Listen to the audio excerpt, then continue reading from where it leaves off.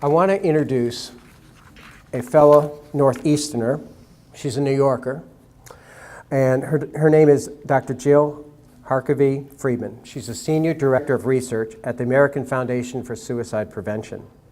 Suicide or suicidal ideation has always been a concern for us and a concern for everybody in this room. We first met Dr. Harkavy in 2012 when RSDSA in the New York City CRPS community and our staff were devastated by the news of the suicide of Dr. Danielle Fraudenheim. Danielle was a talented psychologist with CRPS who was a close friend of our organization. She attended our walks, she came to our dinners, she appeared in our PT-OT video. And she had so much going for her, but yet she ended her life. And we reached out to Jill, and she came and spoke to our board of directors. And every day as we deal with that threat, and we're hoping to team with the American Foundation for Suicide Prevention to produce a video for doctors, for hotline counselors, because they're taught to deal with, not taught to deal with people in pain, which is a special condition, and there's special resources out there. And so we want to do that. And also for physicians, for family members. What can you do when someone you feel is at the brink of death by suicide? So we're really pleased that she's coming. She's here today, and I would like to welcome her. So good morning, everyone. Probably talking about depression and suicide first thing in the morning is unusual for you. I want to just take a moment to thank Brandy and Lisa and Lafayette for hosting this event. And if any of you were at the benefit yesterday, it was a great day and a very sunny day, and it seemed to be very successful. So that was terrific. I think we should give them a hand. So today, I guess Jim really explained how I came to work with this group, and it's turned out to be a really educational and heartfelt experience for me, and I'm very glad to be here. I'm going to start by saying I wish that I had a cure for the pain to give you, but I don't. So we're going to focus on how to live with the pain and what some of the consequences of pain might be, and then how to cope with those. I'd like this to be a conversation, although if it goes too long, I will have to kind of shorten things. But everything I'm going to say today is for both the person who's in pain, I can't see over the microphone, and for the person who's taking care of the person with pain. So this is really about how to live. And whether it's physical pain or emotional pain or stress, there are certain things we can do to make life easier. So, but what I understand is you're supposed to start your slide with a picture of where you're from. So this is the view from my window at work. Isn't that beautiful? I do have the best view. And I have many, many pictures because it's so beautiful. But that is actually Brooklyn.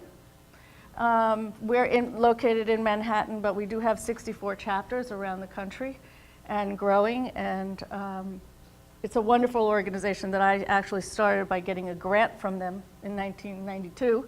And I've been working with them and only took the position there in 2011. So let's just talk about pain for a minute. So pain affects the brain. It's just the way it is. So first of all, it takes mental energy, right? Now, the worst pain I ever had, which was quite excruciating and probably not what you're experiencing, and it had an end to it, was after a foot surgery. And it was excruciating. It was worse than any other pain, surgery, childbirth, anything that ever happened. And it's very hard to think about anything else when you're in pain. And so that's part of the challenge, is to know when you can think about other things and know when you can't, and you just have to get through it, and that you will get through it. It also challenges your brain chemistry. So pain is a physical chemical response. And so everything in your brain changes. And when you have ongoing chronic pain, your brain actually changes. So we know the brain is the seat of not just your physical being, but also your emotional being and your thoughts. So when your brain chemistry changes, you can't think the same way.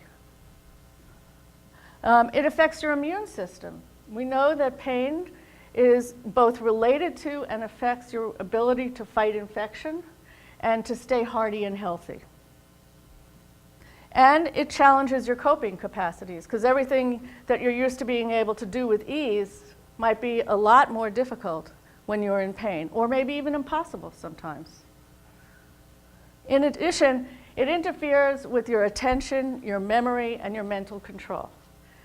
So the other thing is that pain limits your activity, right? So some of the things, or all of the things that you used to be able to do, you may not be able to do when you have CRPS. It causes tremendous stress.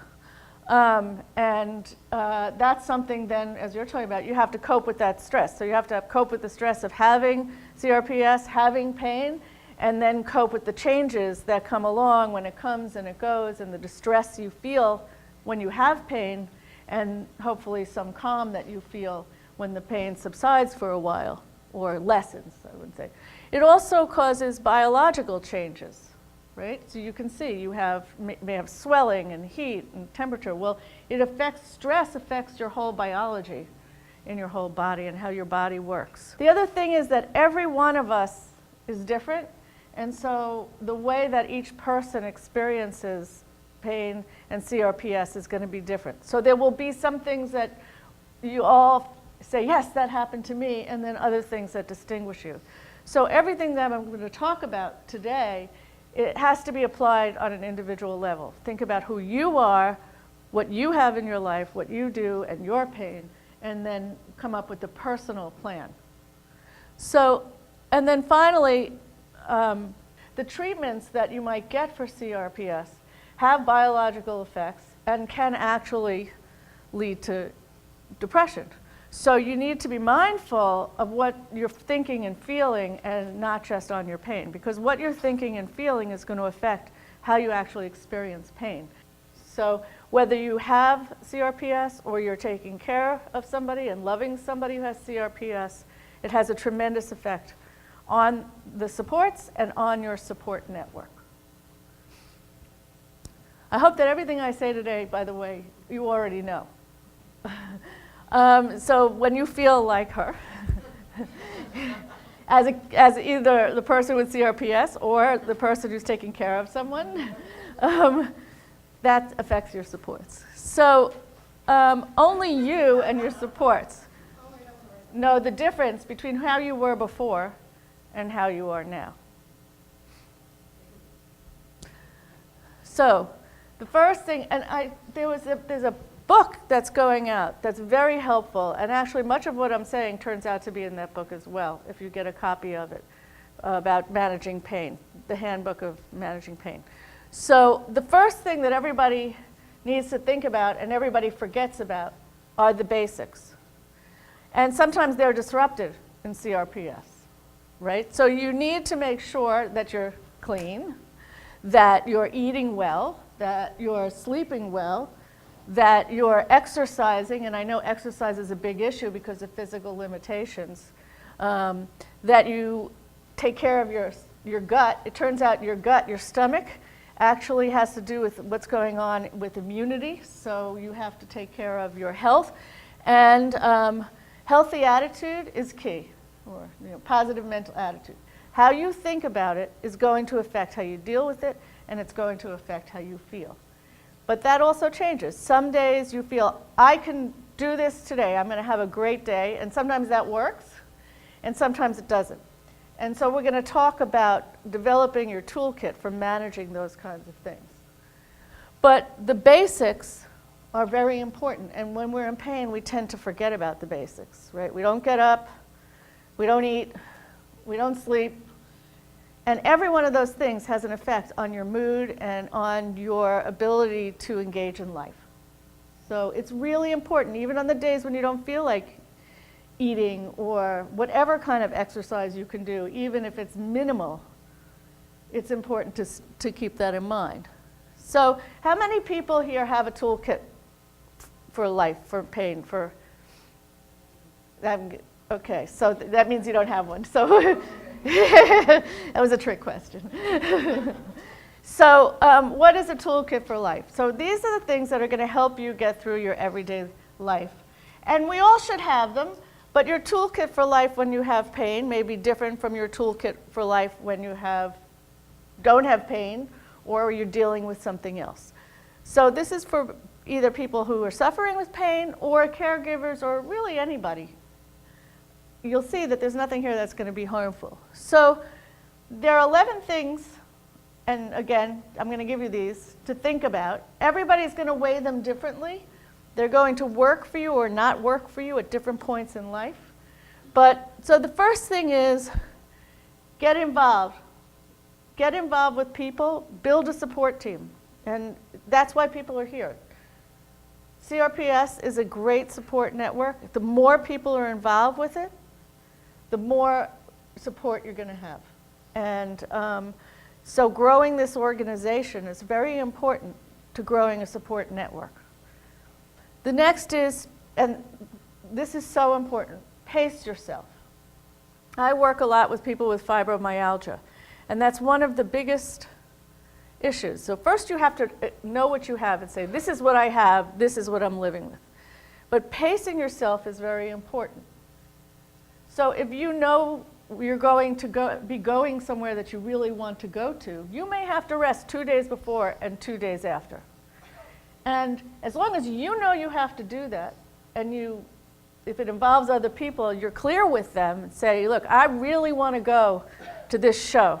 So I'm doing nothing today, and I'm doing nothing the day after, but I'm going to that show. That's okay, because nobody's going to understand the limits of your ability but you. If you're a caregiver, it's important to understand that the energy, the ability, it's sapped, and many kinds of things. Excuse me? Sapped. You only have a limited amount of energy, and so you have to decide where you're going to put it. The next thing is to learn. These are not in order, by the way, and that's what the last item is going to be. You have to do all these things all the time. So I'm giving you the end first. So prioritize. Maybe there are 5 things you want to do, but you're not going to get to do all 5 of them. Or you're going to do all 5, but it's going to take you 6 months to do all 5. That's okay, as long as you have a list and you're planning and prioritizing. What's the most important thing? And part of the reason that's important is because if you expend energy on something that's not that important, you're not going to have the energy for something that is important. And so it really, you know how people have to-do lists, and now they have priority, and the priority shifts as new things come on your list. So if you're doing things without thinking about what's most important, you're going to expend more energy than you have. So the next thing is to actually set goals and action plans. No matter what you feel, there can always be some goals. Some days they're very small goals. Get up, take a shower, and eat. Because people often forget to eat. Some days they're bigger goals. And also, they're going to shift based on how you feel. But you also having a goal helps you to achieve it. If you wake up and you have a day where you have no goals, then what are you going to do? Probably nothing.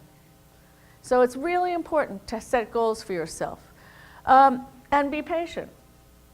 Now, I'm very practical. I get lost a lot. So I always, okay, yes, I went to New Orleans instead of Lafayette. Did not go that well, but I'm here, right? Because I know myself, and I need get lost time. This was a big get lost, but hey, I had a great night on Bourbon Street. Really good oysters, but I'm here.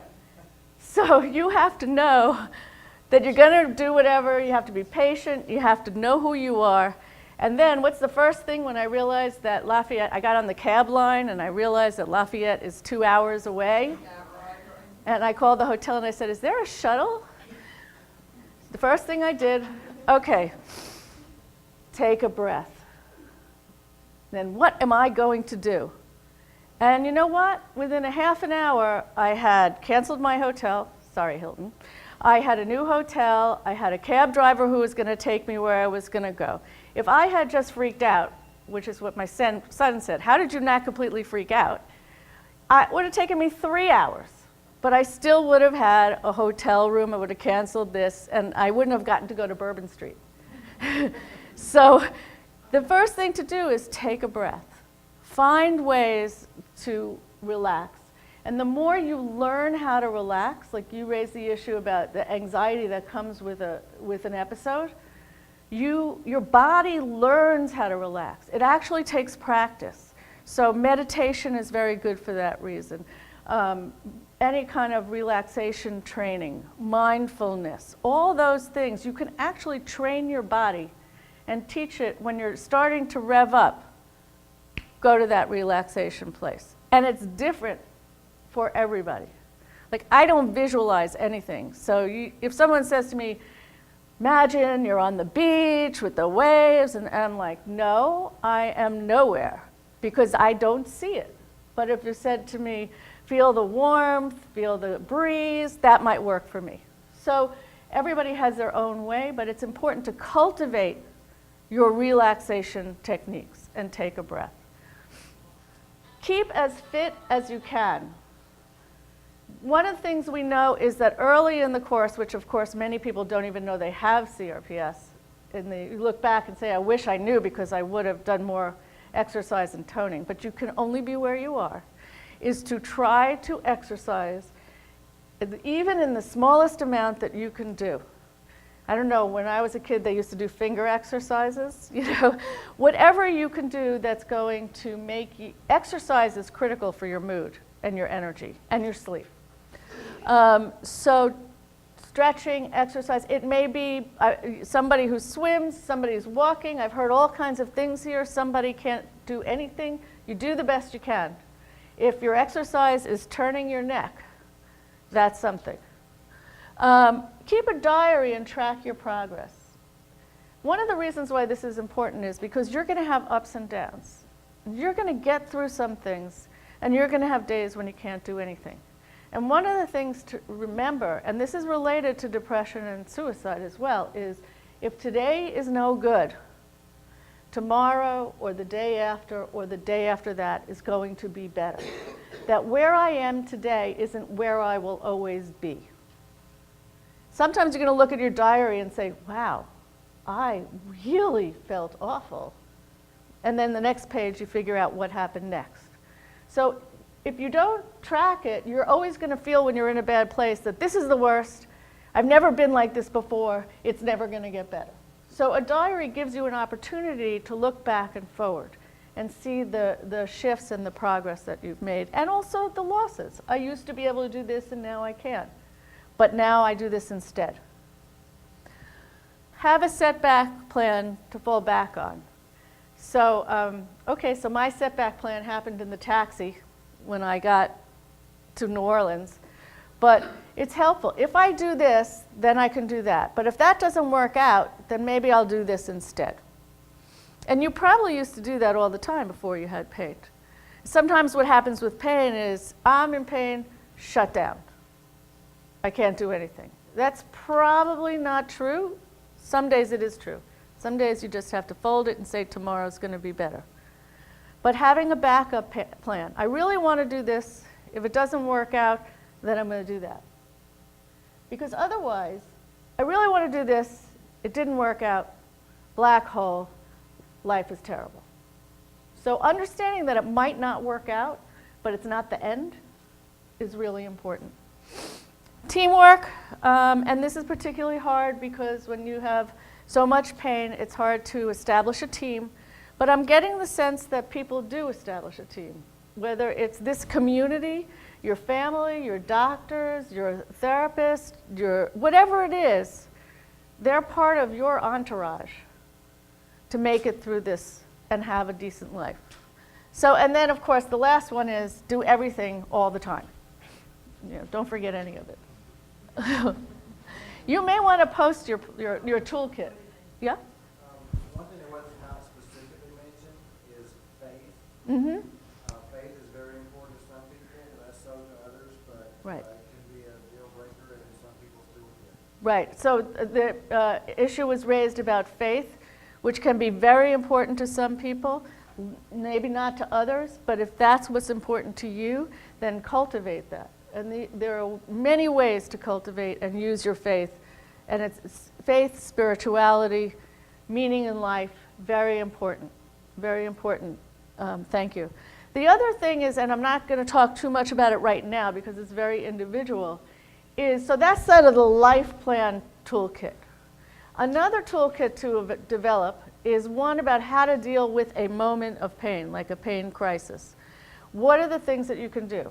Now, I'm going to talk about this a little bit later when I talk about safety planning, but that's going to be more in relation to your feelings. But you can apply it as well to what you do in a crisis moment when you're in excruciating pain. Know that in advance. So if and when it comes, you at least have some options. Know that maybe none of them are going to work that day. You know, that may be true. And then other days, the first thing on your list works. So it's being ready and acknowledging what may happen, and then you'll deal with it. I said that very simply. I don't mean it off the cuff. But the more you can provide yourself with tools, the better you'll be able to do whatever it is you want to do. So now someone said to me, because I was going to talk about depression and suicide, and somebody said, oh, well, you know, it's not depression. You know, people don't get depressed. When they get suicidal, it's just the pain. And, you know, we're going to talk about that some. Most of you never had depression before you got pain. So that makes sense. You've also spent a lot of time with people telling you it's in your head. I'm guessing. I mean, that's been what I understand, that people are, anytime someone has pain, it's in your head. That's not the same as having a mood or a feeling or a prolonged feeling. So, and we know it's not, it's in the place that it hurts and in your body. But one of the questions is, you ought to feel at least a little bit better and a little bit happier and a little bit more positive on days when your pain is better. And if you're not feeling that way, then the question is, you know, we already talked about pain is depressing. So being sad, down, low, blue about it is normal and expected. Having a depression is something else. So if you never have moments where you feel a little bit better, a little bit lighter, it's time to ask yourself a few questions. One of them is, does anything pique your interest? Are you interested in anything? Anything that you look forward to? Does your concentration improve when you're not in pain? Because it ought to improve, and it may be not so great when you're in pain, but when you're feeling better, your concentration should improve some. How's your appetite? Are you eating more than usual? Or are you eating less than usual? How's your sleep? All right, we already know. Sleep is a problem for many people. So, but still, it could be relative. That your sleep usually gets, you maybe get another 15 minutes or another hour when you're having a better night. And if it's still lousy, how's your energy? Even if your energy is always low, it should perk up a little bit when you're in a period where you're not in so much pain. And then how's your self-esteem and sense of self-control? Because a lot of times when you're in pain, you feel like you have no control. But when you feel better, you say, okay, today I can do X, Y, and Z. And then finally, are you thinking about death or suicide? So if you're experiencing most of those things and it doesn't go away when you feel better, sorry about that, then you know you might be also having a depression. And so this says, I feel depressed, no interest in activities, have weight loss, insomnia, and tired and think about suicide. And the doctor says, I diagnosed you with depression. So like you come in, you know you're depressed, but there's a diagnosis of depression and then there's just, you know, being down. They're not the same. And the reason why that's important is because depression can be treatable. Now, when you have CRPS, it's a little more complicated because first you have all the physical challenges and then and all your systems, as I just told you, all your systems are a little bit out of whack. and then you're on other medicines. And so you have to work with somebody who really knows and understands pain and depression. It's not going to be simple. You know, the people I work with fibromyalgia, you know, they're sensitive to every medicine. You give a teeny weeny little bit that most people wouldn't know they're on, and they have a big reaction. So it's a process of finding what's right for you. Psychotherapy is always an important part of working with your mental health. Why? Because the psychotherapist is not you, they're not your family, they're not involved, they have an objective view of what's going on. So it's also work, you know.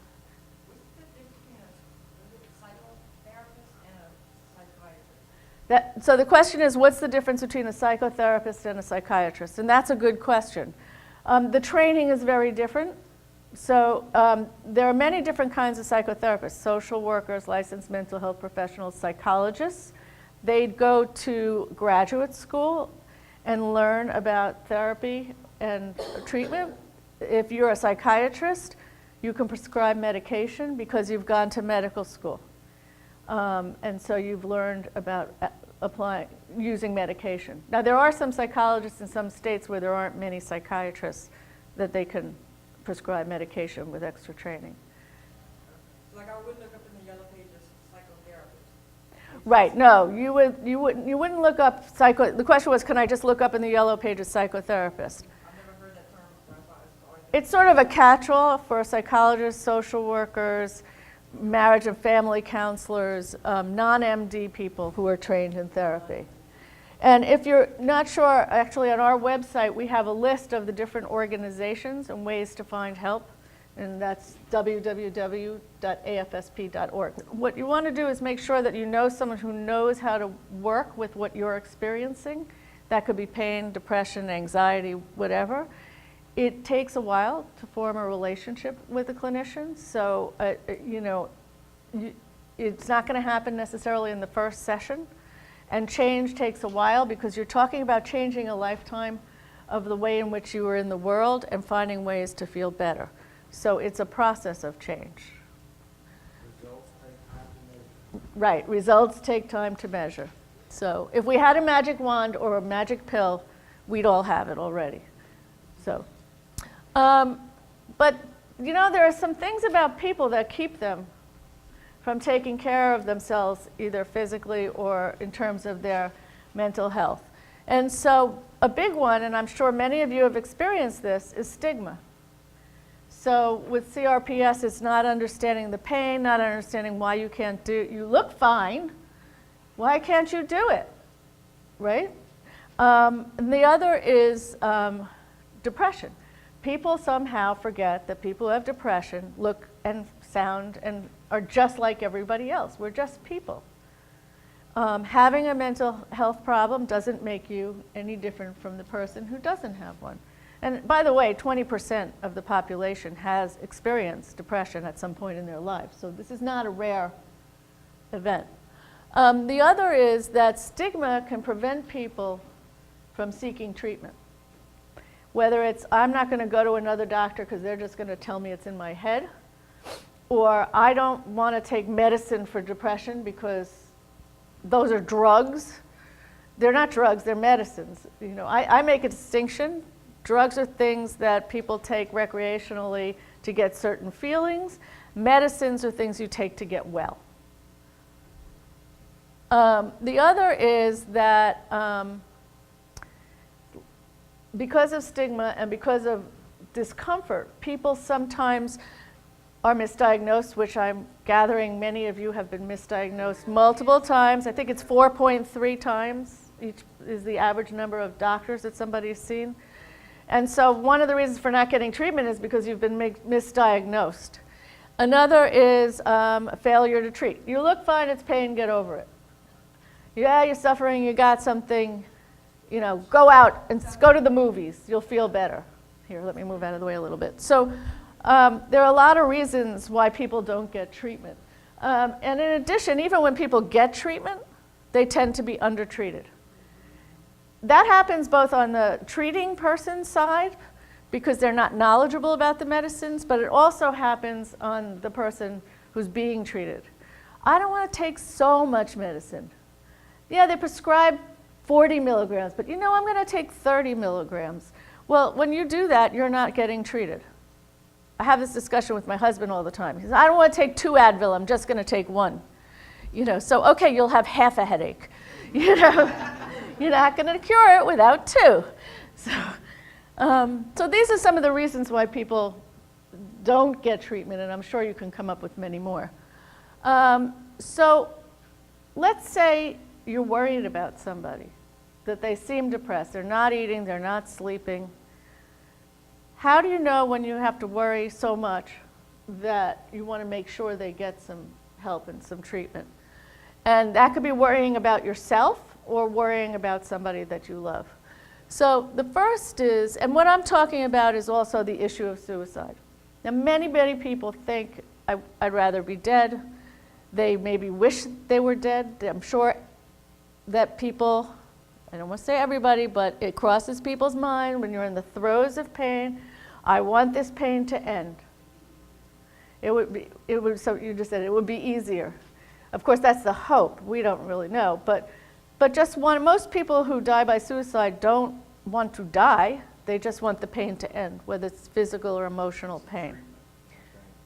People eventually get so hopeless that they look at it as a treatment. So he's saying that those people get so hopeless, they look at it as a treatment. That's one of the reasons to have your diary. Because just because you feel hopeless in one moment doesn't mean that the next day you're going to feel hopeless. And, you know, I've been working in the field of suicide since 1985. And I've seen a lot of people who've been in various phases. And one thing we know, and one thing we know from people who've survived attempts, is that they're glad they're there. That the next day, now there are people who aren't glad they're there, but with help and treatment, they get back to their lives. And so it's not just a hope. You actually have to take action and get help. But Are there different phases of suicide? yeah, she asked if there are different phases of suicide. Well, it's not, in the end, it is just do it or don't. The only thing is that sometimes you do it and fortunately you're still alive and then you get help. And so most people who make an attempt do not go on to die by suicide. So we were distinguishing between the feelings that you have and what you do about them. Okay? Yes, Jackie. One thing that I don't see on that slide that in working with support groups that I hear a lot about is it's not as much that they want to get rid of the pain as much as get rid of the burden that they are causing on their life. Okay, so the issue of burden is a very important issue. She said that what she's seen is that it's not just that people want to get rid of the pain, but they don't want to be a burden to others. Okay, so we're going to talk about the way a person who is feeling suicidal and feels like a burden, and then what's really going on. Because you may feel like a burden, and you are asking something from your family and friends who support you, and it's hard for them too. But conversation about that and working out ways to actually communicate with each other so you can have an understanding about that and an understanding about why they're helping you and how they would feel without you, you will find that even though you think you're a burden, your not being there would be a bigger burden. And so that's when people are in that suicidal state, you don't have the same breadth of view. Your thinking is different than your normal thinking. And your way of problem solving is really different. You don't see many options when you're in a suicidal state. So these are just things you might see in how a person might be behaving if they're so depressed that they might take their life. Some people are kept alive by knowing that they can take their life, and that keeps them going because they feel they have control and they don't have to do it, it's their choice. So thinking about it is not the same as being suicidal or being in a suicidal state. So the first item here is really about depression, feeling depressed, feeling hopeless, feeling that you don't have any options. Other thing, alcohol and substances, which substances could include painkillers which you're taking as medicine, but they still affect your mood. When you take them, they can cause you to feel more depressed. They can also limit your ability to control impulsive behavior. We know that for people who die by suicide, 30% of them, close to 30%, have alcohol in their system at the time of their death, even if they didn't have a problem with alcohol. So it's a problem, and if you know you're at risk, your thinking may be off if you're drinking, and so it can lead you to do things that you wouldn't do when you weren't drinking. If you've seen recent impulsive behavior or risk-taking or behavior, or like it doesn't matter, that's really the point. Like, oh, I might as well do this because if I die, I die. That is not, you know, that's of concern in someone who isn't typically like that. Obviously, if somebody's talking about suicide, we're going to talk more about what do you do if somebody's talking about suicide. That is indicative of concern, and we're going to talk about how to talk about that. Making a plan, if someone's making a plan, they're giving things away. They're saying, well, I probably won't see you in a long time. That, if you know someone's depressed and not feeling great, that's something to be of concern. And irritability, rage, and anger in a person who doesn't normally express that. So most people at some point have had fleeting thoughts of suicide or wishing they were dead. And I'm guessing that's even higher with CRPS. Some people think about it all the time. And then some people have plans and persistent thoughts about it. And then most people never act on it. Some people make a suicide attempt, they try to kill themselves, and they fortunately survive, and most often will get help and feel better, or whatever will pass. However, 38,364 people died of suicide in 2010. We only have statistics till 2010 because it takes a while to compile the numbers. So, but it's still relatively rare, right? 12.1 per 100,000. If you read the news, you'd think that people were dying by suicide. People are dying by suicide every day, but not at the numbers you would think by reading the news. It is unusual. And so if you're worried about someone or they're talking about it, take it seriously. 90% of people who die by suicide have a diagnosable and treatable mental illness. Now the problem with this is that people don't like to hear that, but it's very important because there are treatments. And so if you get help, you can feel better. And you can manage those feelings in a way to have a more, a better life, a more satisfying life, and deal with something. I mean, if you had diabetes, you wouldn't just will it away because you'll die. It's the same thing with depression. If you don't take care of it, you're at risk of dying. It's an illness. We know that chronic illness and chronic pain are increased risk factors, and that's what you're all living with. As I said, pain medications have an effect. People have multiple risk factors, a family history, maybe they've made an attempt before, they had a head injury, there are many things that come together that put someone at risk, and then there could be a trigger. Could be, this is the worst day I've ever had, I can't do it anymore. Again, that's a good reason for a diary, to take a look in those moments. So one of the things that you can do when you have is to develop a safety plan. And I think this is good for the pain also. Like, what are you going to do when your pain is really bad? So first is to identify any triggers or warning signs. What makes my pain worse? What makes it better? What makes my depression worse? What makes it better? Then the first one is to find personal ways to distract yourself. And I'm guessing many people have done that. Oh, I'll just go watch TV. I'm going to call my friend. I'm going to exercise, do a little relaxation, whatever it is that makes you feel better. If that doesn't work or feels like it's not going to work, I'm not going there. The next one is to reach out to people who can distract you. I'm really feeling lousy today. Can you come over and let's watch a movie together? things that will help you, people that will help you to feel a little bit better. The next level is, and these are, you can do any one of these, you don't have to go in order. People who can help you cope, whether that's a support person, whether it's calling the RSDA office, whether it's calling your therapist, people who actually know about how you're feeling and can help you deal with it. The next level is contacting your professional, what I call entourage. You know, some of the caregivers who might be able to advise you, help you, offer, you know, you can discuss, what should I do? I really feel like hurting myself. So, and then the last thing is your emergency contacts. Who should you call if you really don't feel in control of it? Because you will get through that moment and have better moments. And then, so if you're worried about someone, the point is ask them, talk to them. You're not going to make somebody suicidal just by asking about it. And in fact, we know that it helps people because they're not holding it in. Start by telling the person you're worried about them. These are the reasons why I'm worried. I'm worried because blah, blah, blah.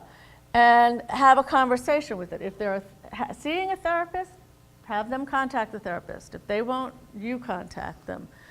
Don't try to argue them out of it because their thinking is very focused on that. And so it's not a time to get in an argument, it's a time to help them feel better. Encourage the person to see a professional. The person doesn't believe that they're going to feel better, so you're going to have to do more work than they are because in their mind this is a great solution. Help them find somebody who's knowledgeable. In an acute crisis, take away anything that they could use to hurt themselves. Contact an emergency person on their safety plan. Go to either a mental health facility or your local emergency room. It will not be a great experience. I can pretty much, I can't say, if it's not a great experience, at least you're in a safe place. And that's the goal, is getting through that suicidal crisis. So, and then follow-up treatment is really important. People always say, I feel better now, I don't need that. But if you don't have a plan for taking care of yourself, it will come back. And many people who end up in the emergency room end up back there 2 months later. So, takeaway messages. People with CPRS do not choose their pain. People with depression don't choose their depression. It happens. Pain is depressing, but suicide is not the only option. Most people who have pain do not kill themselves, which is a good thing. It's relatively rare. And mental health treatment can make a difference because the clinician knows and has their own toolkit of how to help you. Remember the basics. Have your toolkit. Develop and share a safety plan. And develop your entourage. We do know that people don't just kill themselves out of the blue. We do know that 90% of people do have some kind of treatable health problem.